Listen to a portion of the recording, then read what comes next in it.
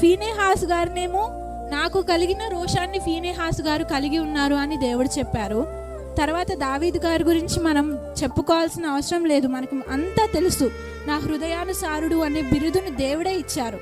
అంటే మనం ఇక్కడ ఏం అర్థం చేసుకోవచ్చు అంటే, విశ్వాసులందరూ ఉంటారు కానీ ఎవరైతే దేవుడి గురించి ఫస్ట్ రియాక్షన్ కానీ స్పందన కానీ దేవుడి గురించి ప్రాణాపాయ స్థితులు వచ్చినా కానీ ఎవరైతే ముందడుగు వేయగలుగుతారో వారు దేవుని మదిలో ఒక ప్రియమైన ముద్రని వేసుకునే అవకాశాన్ని పొందుకుంటారు అని మనం అర్థం చేసుకోవచ్చు. అదేవిధంగా మనం కూడా ఇప్పుడు అదే పరిస్థితిలో ఉన్నాం. మనం అందరం బాప్తిస్మం తీసుకున్నాం, దేవుని రాజ్యం కోసం పోరాడుతున్నాం. కానీ ఒక దేవుడి పని కోసం ముందడుగు వేయాల్సిన అవసరం వచ్చినప్పుడు ఎవరైతే ముందుగా రియాక్ట్ అవుతారో అది మనకు బయటకు కనిపించాల్సిన అవసరం లేదు, బయటికి చెప్పాల్సిన అవసరం లేదు. కానీ దేవుడి హృదయంలో మాత్రం మనం ఒక ముద్రను వేసే అవకాశాన్ని పొందుకుంటామని మాత్రం చెప్పొచ్చు.